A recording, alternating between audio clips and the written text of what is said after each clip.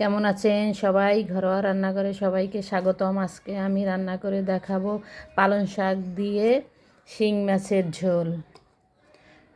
শিং মাছগুলো কেটে আমি ধুয়ে রেখেছি, আর পালং শাকগুলো এভাবে ছোট ছোট করে কেটে রেখেছি। পালং শাক যেহেতু অল্প, তাই আমি মাছও অল্প নিয়েছি। আপনারা চাইলে বেশি মাছ দিয়েও রান্না করে খেতে পারেন। হলুদ, লবণ, এবার মাছগুলোকে আমি ভালোভাবে মাখিয়ে নেব। কড়াইয়ে সাদা তেল দিব,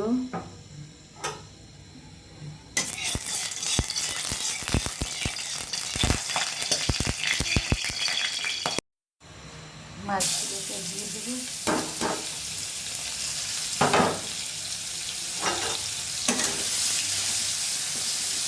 এবার ভালোভাবে আমি একটু ভেজে নেব।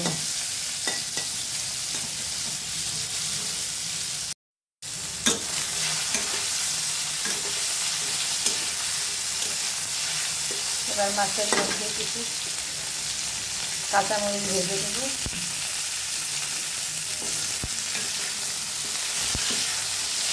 আসলে তরকারির মধ্যে কাঁচামরিচ দিয়ে স্বাদটা ভালো হয়, শুকনো মরিচ অত ভালো হয় না, রঙটাও ভালো আছে তরকারিতে।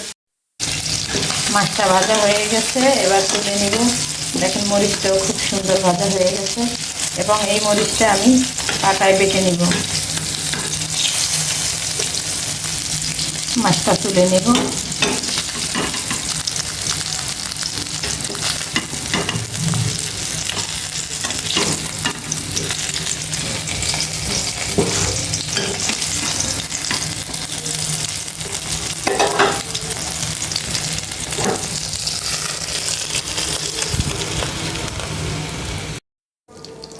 পরিমাণ মতো হলুদ দিব,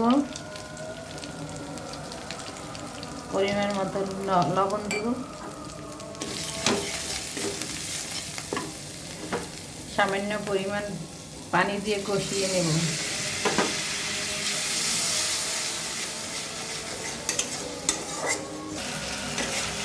হয়ে গেছে কষানো, এবার শাকগুলো দিয়ে দেবো।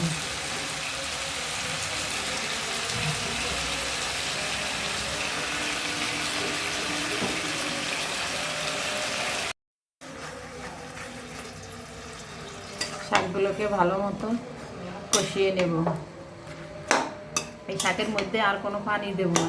এই শাকের মধ্যে যতটুকু পানি আছে সেই পানিতেই শাক সিদ্ধ হয়ে যাবে। বেশি পানি দিলে শাক আর ভালো লাগবে না, ধোয়া ধোয়া লাগবে। এবার ঢাকা দিয়ে দেব।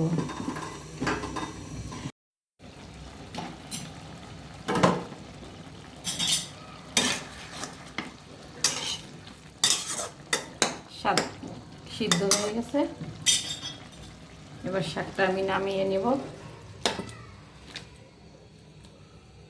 নামিয়ে একটু আমি ফোড়ন দিব।